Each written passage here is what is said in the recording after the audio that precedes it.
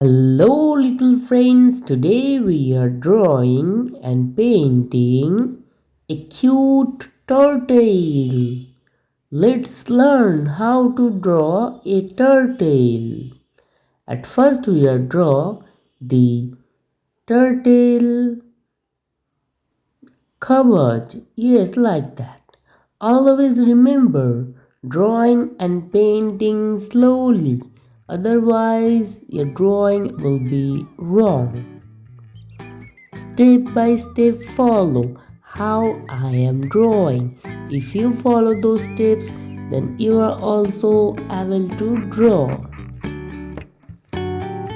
Drawing is so easy. You just need to do practice and practice.